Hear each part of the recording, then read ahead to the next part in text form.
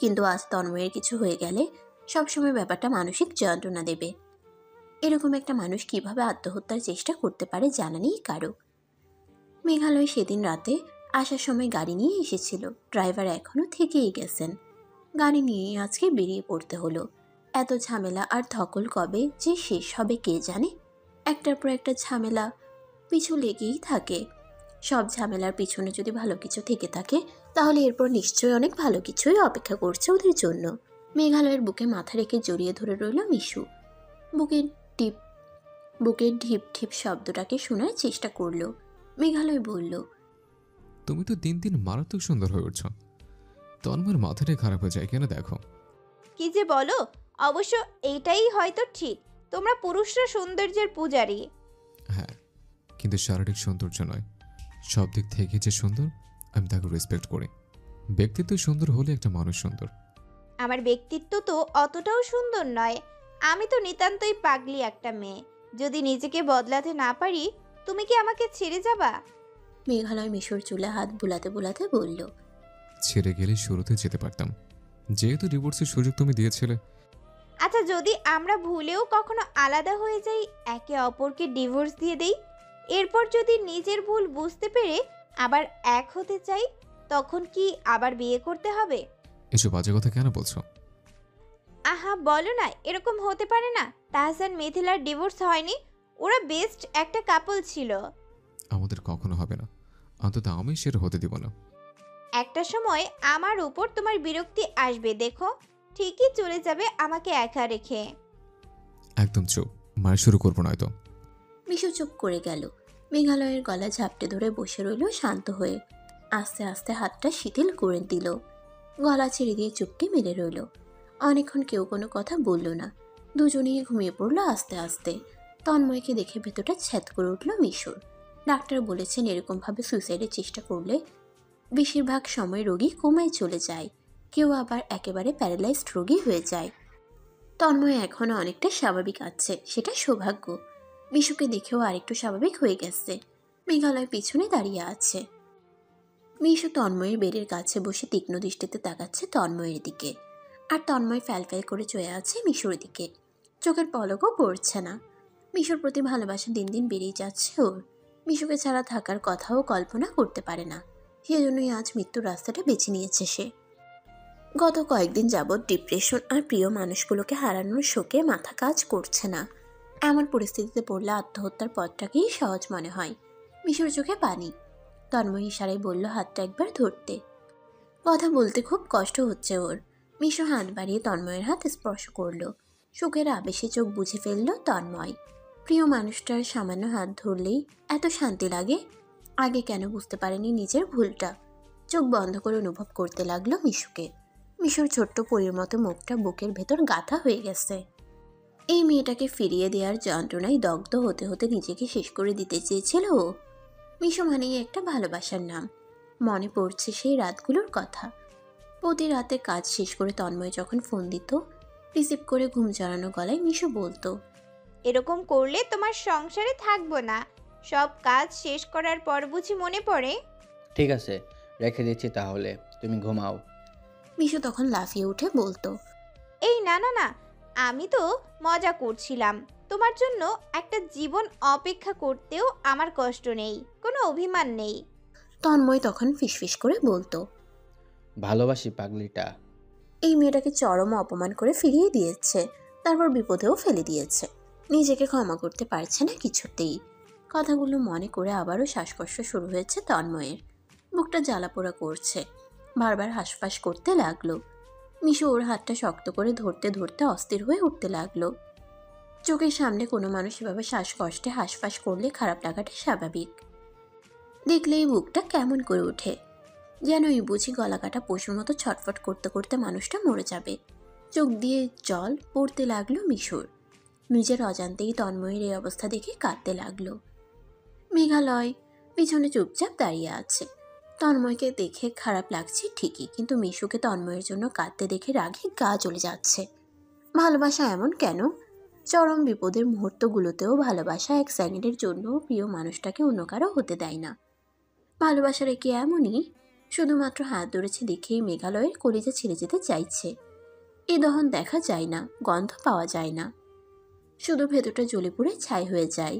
মিশু তন্ময়ের মাথায় হাত বুলাতে বুলাতে বলল। কষ্ট হচ্ছে খুব? তন্ময়ের শ্বাসকষ্ট আরো বেড়ে গেল। গলায় ফাঁস দেওয়ার দাগটা খুব তীব্রভাবে দেখা যাচ্ছে।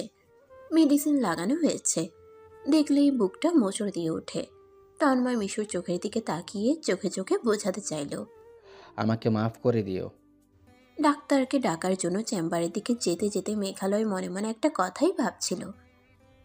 মিশু পাগলের মতো কাঁদছে। ওর কান্না দেখে মনে হচ্ছে মেয়েটা এখনো তন্ময়কে ভালোবাসে। তন্ময়ের চোখে এখনো মিশুর জন্য খাঁটি ভালোবাসা ফুটে উঠেছে। তন্ময় তো নিজের ভুল বুঝতে পেরেছে। তাহলে কি মিশুকে ওর কাছে রেখে যাওয়া উচিত? কিন্তু মিশুকে ছাড়া মেঘালয় বা বাঁচবে কি করে? ওদের অবস্থা দেখে ইচ্ছে করছে মিশুকে ছেড়ে দেই, ওরা সুখী হোক। কারণ যদি সত্যিই মিশু তন্ময়কে ভালোবেসে থাকে, তাহলে মেঘালয়ের সাথে কখনো সুখী হতে পারবে না। কিন্তু মেঘালয় নিজেই তো এখন মিশুকে ছাড়ার কথা দুঃস্বপ্নেও ভাবতে পারে না। কষ্ট হচ্ছে, প্রচণ্ড কষ্ট হচ্ছে। ডাক্তার এসে অক্সিজেন মাস্ক লাগিয়ে দিলেন। তন্ময় গলা কাটা পশুর মতো ছটফট করছে। শারীরিক যন্ত্রণার সাথে মানসিক যন্ত্রণাও যুক্ত হয়েছে। মৃত্যুও হচ্ছে না, বাঁচার শান্তিও পাচ্ছে না। দুটোর মাঝামাঝি অবস্থায় পড়ে প্রচণ্ড কষ্ট হচ্ছে। তন্ময়ের কষ্ট দেখে মিশু পাগলের মতো কাঁদছে। মেঘালয় মিশুর হাতটা শক্ত করে ধরল। মিশুকে বাইরে নিয়ে যাওয়ার জন্য প্রস্তুত হচ্ছিল এমন সময় মিশু হাত ছাড়িয়ে নিয়ে তন্ময়ের পাশে গিয়ে বসে ফুপিয়ে ফুপিয়ে কাঁদতে লাগলো। তন্ময়কে বারবার বলল, তন্ময় ভালো হয়ে যাবে তো? ওকে ভালো ঔষধ দিন না, যেন তাড়াতাড়ি ভালো হয়ে যায়। কথাগুলো বলার সময় মিশুর চোখে মুখে যে মায়া ফুটে উঠেছিল সেটা দেখেই ভয় হচ্ছে মেঘালয়ের। একদিকে রাগও হচ্ছে, অন্যদিকে অসহ্য দহন। মিশু কেন কাঁদবে ওর জন্য? কাঁদলেও ও এতটা পাগল কেন হচ্ছে? ও কি জানে না মেঘালয়ের কষ্ট হয় অন্য কারো প্রতি ভালোবাসা দেখলে? তবুও রাগ সামলে নিশ্চুপ হয়ে রইল মেঘালয়। মিশু তন্ময়ের হাত শক্ত করে ধরে বসে রইল কিছুক্ষণ। ডাক্তারের সাথে তার চেম্বারে গিয়ে আলোচনা করলো। তারপর আবারও এসে বেডের পাশে বসে রইল শান্ত হয়ে। মেঘালয় শুধু থ হয়ে দেখছে মিশুর কর্মকাণ্ড। তন্ময় একটু পরপর হাঁসফাঁস করে ওঠে, অ্যাজমা রোগীর মতো হাঁপাতে থাকে। মিশুর খুব কষ্ট হয় এটা দেখলে। পাগলের মতো কাঁদতে থাকে। মেঘালয় মিশুকে বুকের সাথে ঝাপটে ধরলে মিশু কাঁদতে কাঁদতে বলল, তন্ময় এমন করছে কেন? ওর বুঝি খুব কষ্ট হচ্ছে মেঘ? খুব কষ্ট হচ্ছে? তন্ময় কি মরে যাবে? বলতে বলতে মিশু মেঘালয়কে ঝাপটে ধরে শক্ত করে। মিশুর গলা শুনে মেঘালয়ের বুকটা ফেটে যায়, তবুও সহ্য করছে চুপ করে। মেঘালয়ের কষ্টটা ঠিক বলে বোঝানো সম্ভব না। খারাপ লাগা, যন্ত্রণা, হিংসে, ভালোবাসা সবকিছুর অনুভূতি একই সাথে হানা দিচ্ছে। মিশুর মনে কি এখনো তন্ময়ের জন্য ভালোবাসা আছে? সেটাই তো মনে হচ্ছে, নয়তো এভাবে কেন কষ্ট পাবে? মেঘালয়ের মাথাটাই এলোমেলো হয়ে যাচ্ছে ভাবলে। একটা দিন হাসপাতালেই কাটালো ওরা। মিশু প্রত্যেকটা সেকেন্ড তন্ময়ের পাশে বসে রইল খুঁটির মতো। এমনকি কিছু খাইও নি। মেঘালয় ওকে একা রেখে বাসায় যেতেও পারছে না। একবার মিশু নিজেই বলেছিল বাসায় গিয়ে গোসল করে খেয়ে দিয়ে রেস্ট নেওয়ার জন্য। মেঘালয় অনিচ্ছা সত্ত্বেও বাসে যাওয়ার জন্য বের হলো। এভাবে চোখের সামনে নিজের স্ত্রীকে অন্যের জন্য ছটফট করতে দেখলে সহ্য করা যায় না। বাসায় গিয়ে অনেকক্ষণ শাওয়ারের নিচে বসে রইল। মাথাটা ঠান্ডা হচ্ছিল না কিছুতেই। গোসল সেরে রুমে এসে শার্ট পরে নিল। আম্মুকে বলে দিল বাটিতে খাবার তুলে দেওয়ার জন্য। খুব ক্ষুধা লাগলেও মিশুকে রেখে খেতে পারবে না। খাবার নিয়ে হাসপাতালে চলে এলো। রাত থেকে না খেয়ে আছে দুজনে। হাসপাতালে এসে মিশুকে খেতে বলা মাত্রই মিশু বলল, আমার খাওয়ার রুচি নেই, রেখে দিন। মেঘালয় ঠান্ডা স্বরেই বলল, আমিও খাইনি, একসাথে খাবো বলে নিয়ে এলাম। আপনি খাননি কেন? প্রশ্ন শুনে মেজাজ চড়ে গেল মেঘালয়ের। প্রচণ্ড রাগে চোখে অগ্নি বর্ষণ হতে লাগলো। রাগটা কোনো মতে সামলে নিয়ে আচমকা খাবারের হটপট ট্রের উপর রেখে মিশুর হাতটা শক্ত করে ধরল। এরপর যেটা করলো সেটা একেবারেই অকল্পনীয়। মাথায় রক্ত উঠে গেছে ওর। রাগ সামলাতে না পেরে মিশুর হাতটা নিয়ে তন্ময়ের হাতের উপর রেখে তন্ময়ের দিকে তাকিয়ে বলল, ও আসলে তোমাকেই ভালোবাসে। তোমার পাশে এই মুহূর্তে মিশুকে প্রয়োজন। ওকে আগলে রেখো, আমি চলে যাই। মাথায় বাজ পড়ল মিশুর। আচমকা এরকম কথা শুনে থ হয়ে গেল। মেঘালয়ের চোখে মুখে এমনকি পুরো শরীরেই যেন রাগ ফেটে পড়ছে। অন্য কোনো ব্যাপার যতই সিরিয়াস হোক, রাগ সামলানোর ক্ষমতা ওর আছে, কিন্তু ভালোবাসা এমনই এক জিনিস, হয় আমার হোক না হয় অন্য কারো হোক, কিন্তু আমার সাথে থেকেও অন্য কারোর জন্য ছটফট করবে এটা সহ্য করা যায় না। রাগ সামলে দিতে খুব কষ্ট হচ্ছিল মেঘালয়ে। মিশুর দিকে একবার তাকিয়ে বলল, তোমার তো ভালোবাসার প্রয়োজন ছিল, তাই না? তোমার ভালোবাসা পেয়ে গেছো। হোপফুলি খুব সুখী হবে। যে কোনো হেল্প লাগলে আমাকে বলো। ডিভোর্স চেয়েছিল না? খুব দ্রুত তোমার ইচ্ছে পূরণ করব।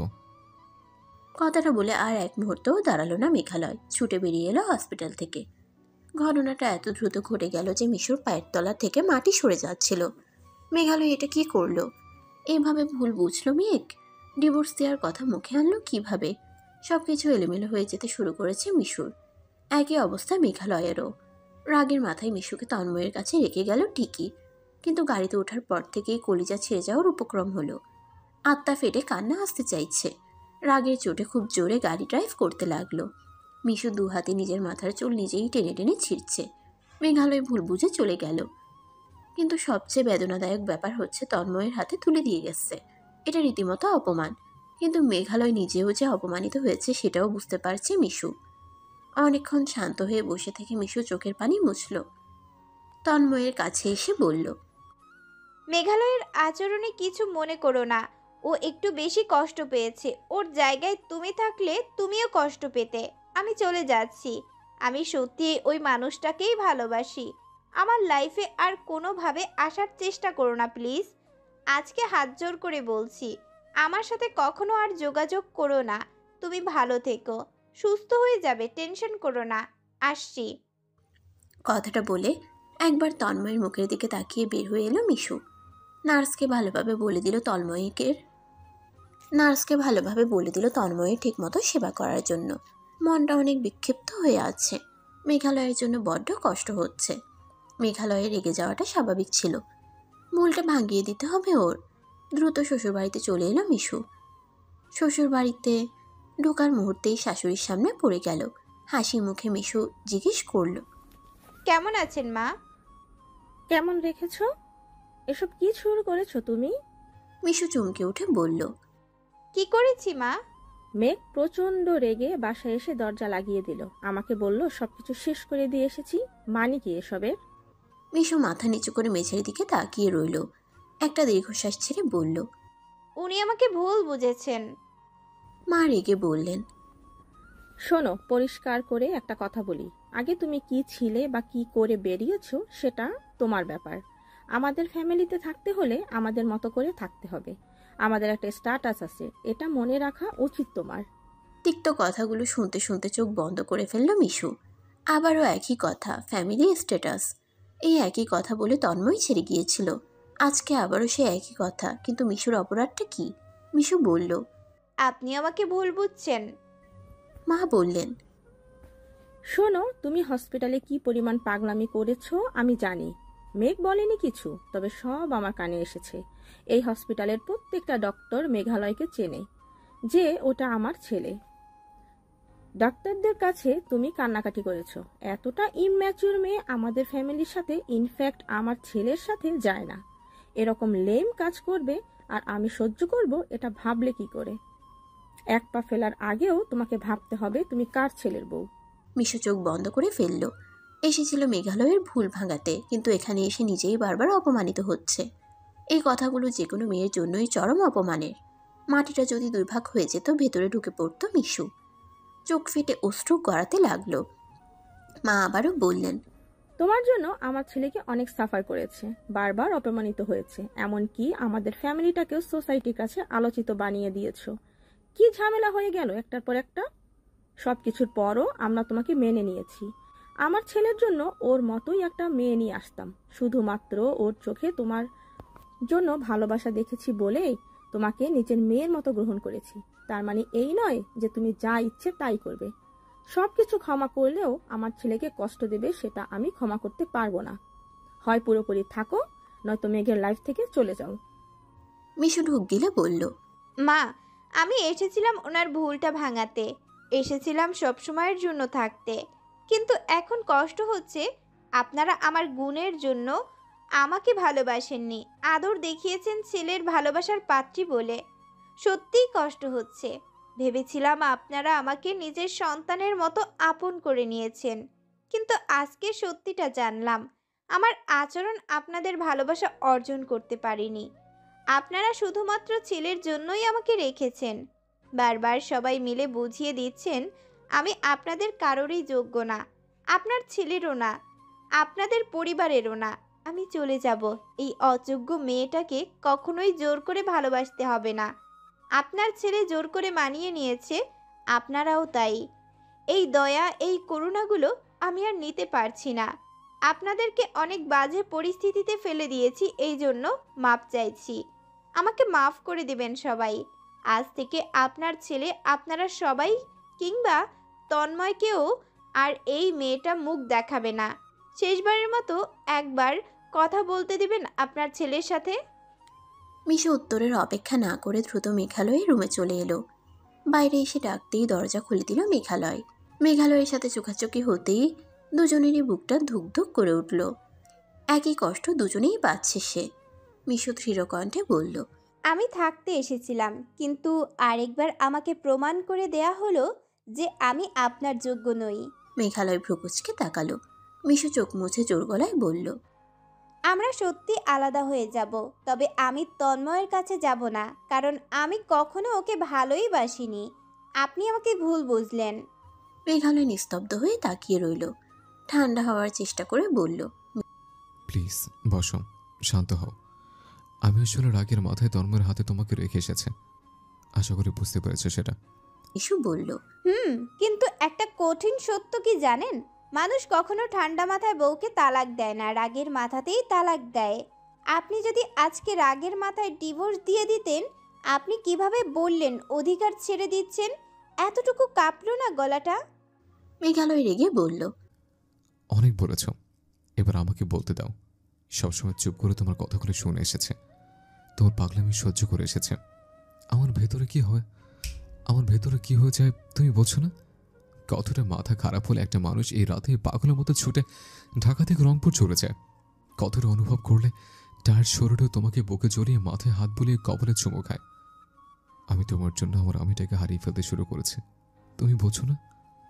ভালোবাসা এমনই একটা জিনিস যেটা মানুষকে শিশুর মতো বানিয়ে দেয়। যে ভালোবাসা তোমাকে শিশু সুলভ বানাতে পারবে না, সেটা ভালোবাসাই নয়। ভালোবাসার ধর্মই হচ্ছে ম্যাচিওর মানুষকেও শিশু সুলভ বানিয়ে দেয়া। এখন ভাবো, কতটা রাগ উঠলে তোমাকে অন্য পুরুষের হাতে তুলে দিয়ে আসতে পারে। মিশু চুপ করে শুনল। কষ্টের মুহূর্তেও ভালোবাসার কথাগুলো শুনে ভালো লাগছে, কিন্তু মিশু তো তন্ময়কে কখনো ভালোবাসেনি। সেটা কিভাবে বুঝাবে মেঘালয়কে? মিশু একটু সময় নিয়ে বলল, আমি আপনাকে ভালোবাসি। মেঘালয় চমকে উঠে তাকালো মিশুর দিকে। এই প্রথম ভালোবাসি কথাটা শুনল মিশুর মুখ থেকে। মিশু কান্না ভেজা কণ্ঠে বলল, সবাই আমার বাহিরটা দেখে, আমি ইনোসেন্ট, আমি অনেক লেম কাজ করি, আমি অনেক বোকা, অনেক পাগলাটে ধরনের। সবাই শুধু এই ব্যাপারগুলোই দেখে। আমার ভেতরে একটা মিশু আছে, যে মিশুটা আপনার প্রেমে একটু একটু করে পড়েছে, ভালোবেসেছে গভীরভাবে। সেই মিশুটাকে কখনো ফিল করেছিলেন আপনি? মেঘালয় চোখ বড় বড় করে তাকালো। মিশু হঠাৎই খুব বড় হয়ে গেছে মনে হচ্ছে। কণ্ঠে অসম্ভব দৃঢ়তা। মিশু বলল, জানেন, আমি কখনো তন্ময়কে দেখিনি, কখনো ওর চোখ দেখিনি, কখনো ওর স্পর্শ পাইনি, কখনো শুনিনি ওর হৃদয় স্পন্দনের শব্দ। মাত্র কয়টা মাস ফোনে কথা বলার পর আমি ওকে যতটা অনুভব করেছি, প্রথম রাতে আপনার চোখের দিকে তাকিয়েই আমি তার চেয়ে বেশি অনুভব করেছি আপনাকে। প্রথম রাতেই সিএনজিতে, ট্রেনে, ট্রাকে আপনার বুকে মাথা রেখে যে শান্তিটা পেয়েছিলাম, কয়েক মাস ফোনে তন্ময়ের মুখে ভালোবাসি শুনেও এই শান্তিটা পাইনি। প্রথম রাতেই আপনার বুকে জায়গা পেয়ে মনে হচ্ছিল এখানেই আমি সবচেয়ে বেশি নিরাপদ। আপনার বুকে যখন আমাকে আগলে রেখে ঘুম পাড়িয়ে দিচ্ছিলেন, আমার মনে হচ্ছিল আমি আমার বাবার কোলে শুয়ে আছি। একটা মেয়ে তার বাবার বুকেই সবচেয়ে বেশি নিরাপদ, সেই বিশ্বাস আমি আপনাকে করেছি। মেঘালয় নিশ্চুপ, অবাক হয়ে শুনছে মিশুর কথাগুলো। মিশু বলল, আমি আসলে কখনো এত কাছ থেকে কাউকে মৃত্যু যন্ত্রণায় ছটফট করতে দেখিনি। তন্ময়ের কষ্ট দেখে আমার কষ্ট হচ্ছিল, সেটা শুধুমাত্র এই মৃত্যু যন্ত্রণাটাকে দেখে। ভালোবাসার জন্য নয়। একটা মানুষ মৃত্যুর আগে কিভাবে ছটফট করে সেটাই বারবার ফিল করছিলাম। আপনি খেয়াল করেননি আমি বারবার বলছিলাম তন্ময় কি মরে যাবে? আপনি আমাকে বলছেন না, জানেন না আমি কাকে ভালোবাসি। আমার সামনে একটা মানুষ দম বন্ধ হয়ে মরে যাওয়ার মতো অবস্থা হচ্ছে, এখানে অন্য কোনো অনুভূতি কাজ করেনি আমার। আমার বারবার মনে হচ্ছিল একটু পাশে থাকলে যদি মানুষটা ভালো হয়ে যায়। ওর তো কেউ নেই, বাবা মাও মরে গেছে, অনেক কাছের একটা মানুষ ছিল আমার। আমার কষ্ট হচ্ছিল ওর কষ্ট দেখে, কিন্তু বাস্তবিক পক্ষে আমি আপনাকেই ভালোবাসি, আপনাকেই চাই, সেটা কেন বোঝেন না আপনি? মেঘালয় মুগ্ধ হয়ে শুনছে। কোনো মেয়ে নিজের ভালোবাসার কথা এভাবে বলতে পারে ও জানতো না। মেঝের দিকে তাকিয়ে রইল আর অনুভব করে যেতে লাগলো মিশুকে। মিশু আবারও বলতে শুরু করলো। আমার ভেতরে একটু একটু করে কাঁপন ধরিয়েছেন আপনি। আত্মার জন্য আত্মার ছটফটানি যেমন হয় ঠিক তেমনটাই। আপনার স্পর্শ আমাকে পাগল করে ঠিকই, কিন্তু এসবের বাইরেও আমার বুকটা যে আপনার জন্যই অস্থির হয়ে ওঠে। আপনার জন্যই আমার মনের সব কিছু এলোমেলো হয়ে যায়, জানেন সেটা? যদি তন্ময়কেই ভালোবাসতাম, দুদিন আগে যখন তন্ময় আমার বাসায় গিয়েছিল তখনই ওকে গ্রহণ করতাম। কিন্তু আমি বউটি হাতে ওর সামনে গিয়েছিলাম। আব্বু তো বলেছিল দ্রুত আমাদের বিয়ের প্রোগ্রামের ব্যবস্থা করতে, কিন্তু আমি বাসায় ফোন দিয়ে বলেছিলাম কিছুদিন সময় দাও, সবার সাথে সময় কাটানোর জন্য। এটা বলিনি আমি আপনাকে ছেড়ে যেতে পারবো না বলেই বলেছিলাম। ওই কয়েকটা দিন আপনি এক সেকেন্ডের জন্য বাইরে গেলেও আমার ছটফট লাগতো, এক পলক দেখার জন্য পাগল পাগল লাগতো। এত কাছে পেয়েও আমার অস্বস্তি লাগতো, কারণ ভালোবাসাটা এমনই। মেঘালয় এগিয়ে এসে মিশুকে ধরল, বাহু ধরে কাছে টেনে নিল, মুখটা দু হাতে ধরে বলল। এত ভালোবাসিস অথচ কখনো বুঝতে দিস না কেন পাগলি? মিশু চোখে জল ছেড়ে দিল, কাঁদতে কাঁদতে বলল। আমি বুঝতে দিতে চাইনি, আগে বুঝতে চেয়েছিলাম আপনি আমাকে কতটা ভালোবাসেন। ঠিক এ কারণেই আমি 10 দিন যোগাযোগ বন্ধ রাখতে বলেছিলাম, তাতে করে আপনার ভালোবাসাটাও বুঝতে পারতাম। আমি জানতাম আপনি একদিন পরেই ফোন দিতেন। মেঘালয় মিশুর নাকের সাথে নিজের নাকটা ঘষি দিয়ে বলল। আমি তোমাকে ভালোবাসি, অনেক ভালোবাসি। আমি এর ভাগ কাউকে দিতে পারবো না। তোমার শরীরের প্রত্যেকটা লোমকূপও আমার। তাহলে কেন তখন ওই কাজটা করলেন? মাফ করে দাও না আমায়, রাগটা সামলাতে পারিনি। আমি নিচে না খেয়ে তোমার জন্য খাবার নিয়ে গিয়েছিলাম। তোমাকে রেখে আমার গলা দিয়ে খাবার নামতো না। তুমি ওভাবে বলায় রাগ উঠে গিয়েছিল। এটাকে কি ভালোবাসা বলে মেঘ? মেঘালয় বুকে ঝাপটে ধরল মিশুকে, শক্ত করে জড়িয়ে ধরে পাগলের মতো কাঁদতে লাগলো। মিশুও কাঁদছে। আজ সব ভুল বুঝাবুঝির অবসান হয়ে গেল। সব শেষে একটাই ইউনিভার্সাল ট্রুথ, মিশু ও মেঘালয় একজন আরেকজনের জন্যই। কেউই কাউকে ছাড়া থাকতে পারবে না। একে অপরকে জড়িয়ে ধরে বুকের ভেতর লুকিয়ে ফেলতে চাইছে, তবুও বোধহয় শান্তি হবে না। মিশু বলল। জানেন তিস্তা নদীতে ভাসতে ভাসতে আমার কতটা সুখ সুখ লাগছিল। আমি প্রকৃতির মাঝে ছিলাম না, প্রকৃতিকে উপভোগ করতে পারিনি, শুধু আপনাকেই অনুভব করেছি। আমি জানতাম আমাদের জুটি হওয়া কখনো সম্ভব না। নিজেকে বোঝাতাম প্রেমে পড়িস না, তবুও আমি প্রেমে পড়ে গেছি। ভালোবাসার শুরুটা প্রথম দিন থেকেই শুরু। ট্রাকে যখন আপনার বুকে মাথা রেখেছিলাম, ইচ্ছে করছিল আজীবন এভাবেই থাকি। এই ভালোবাসার জন্যই হয়তো প্রকৃতি অ্যাক্সিডেন্টলি হলেও আমাদেরকে এক করে দিয়েছে। মেঘালয় মিশুর মুখটা দু হাতে ধরে বলল। এই ব্যাপার? আমি তো ভেবেছিলাম আমি একাই ভালোবাসি, তুমি শুধু মজাটা উপভোগ করো। ধুর, আপনাকে ইমপ্রেসড করার জন্য সবসময় সাজগোজ করে থাকতাম, খেয়াল করেননি হয়তো। মেঘালয় কান্না ভেজা মুখেও হাসি ফুটিয়ে বলল। পাগলি রে, এত ভালোবাসিস? আপনার শরীরেরও প্রতিটা লোমকূপ আমার। যেদিন হোটেলে ওই মেয়েটাকে প্রস্তাব দিচ্ছিলেন, আমি জাস্ট সহ্য করতে পারিনি। মিথ্যে হলেও আপনি কাউকে এরকমভাবে বলতে পারবেন না। আপনি শুধু আমার, শুধু মিশুর। মেঘালয় মিশুকে বুকে চেপে ধরে একেবারে বুকের সাথে পিষে ফেলতে চাইছে। তবুও বুঝি শান্তি লাগবে না, বলল, মিশু, তোকে কলেজের ভেতর ঢুকিয়ে রাখতে পারতাম যদি। কতটা কাছে পেলে আর কষ্ট হবে না বলতো? মিশু কোনো উত্তর দিল না। দুই ভালোবাসার পাগল এতদিন পরে যেন সত্যিকার সুখী মানুষ হতে পেরেছে। একজন আরেকজনকে জড়িয়ে ধরে কেঁদেই চলেছে। মিশু মেঘালয়কে ছেড়ে দিয়ে বলল, শেষবারের মতন একবার কপালে চুমু দিবেন। মেঘালয় অবাক হয়ে বলল, মানে? আমি মাকে বলেছি আপনার ছেলের জীবন থেকে সরে যাব। আমি তো এই পরিবারের যোগ্যই নই। মিশু, তুমি জানো তুমি কি বলছো? জানি আমার আর এই অপমান ভালো লাগে না। আমি তো কোনো অপরাধ করিনি, তবুও বারবার একই কথা। যোগ্য নাও, আমাদের একটা স্ট্যাটাস আছে। যে কথা তন্ময় বলেছে সেই কথা আপনার মাও বলেছে, এমনকি আপনিও একদিন বলবেন। মেঘালয় একটু চুপ থেকে বলল, তুমি আমাকে ভালোবাসো, আমাকে ছেড়ে যেতে পারো না তুমি। মিশু উত্তরে বলল, হ্যাঁ বাসি, সেটা তো আজকে জানলেন। আমি না জানালেও সেটাও জানতেন না।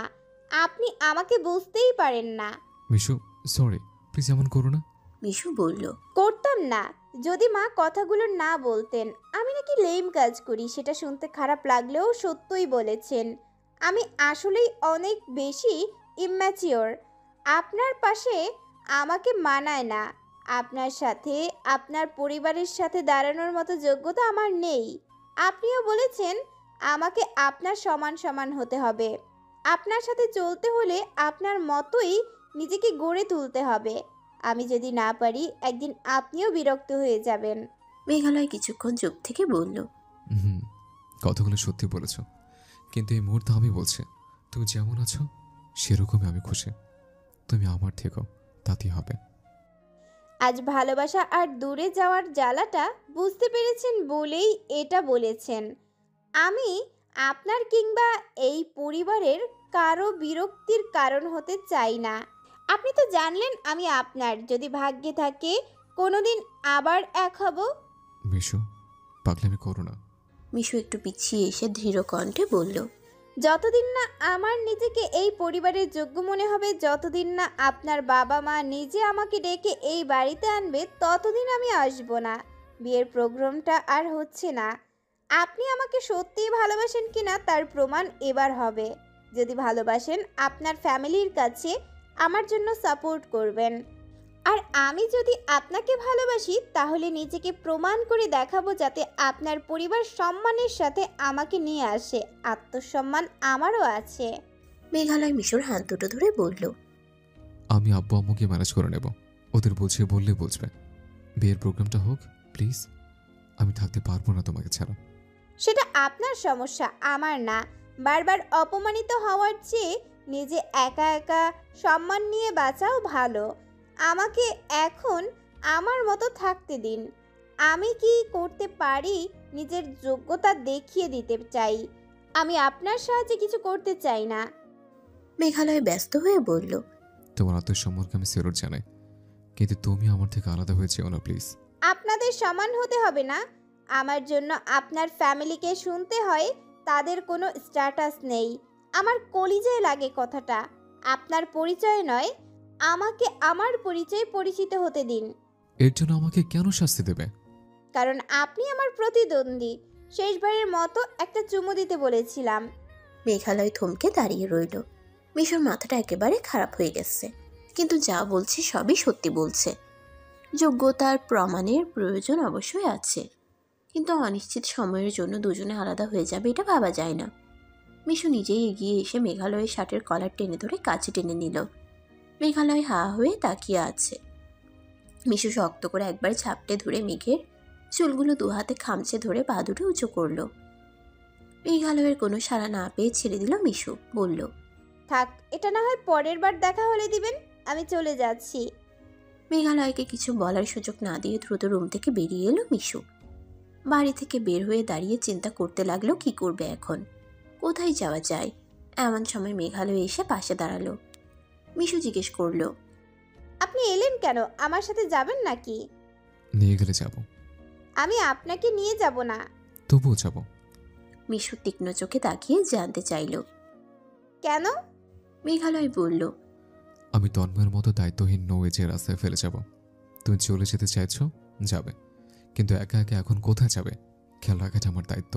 কোথায় যেতে চাও বলো, আমি নিচে গিয়ে রেখে আসবো। মিশু ফিক করে হেসে বলল, এই দায়িত্ববোধ জিনিসটার জন্যই আপনাকে আমার খুব ভালো লাগে। আমার আর কিছু ভালো লাগে না।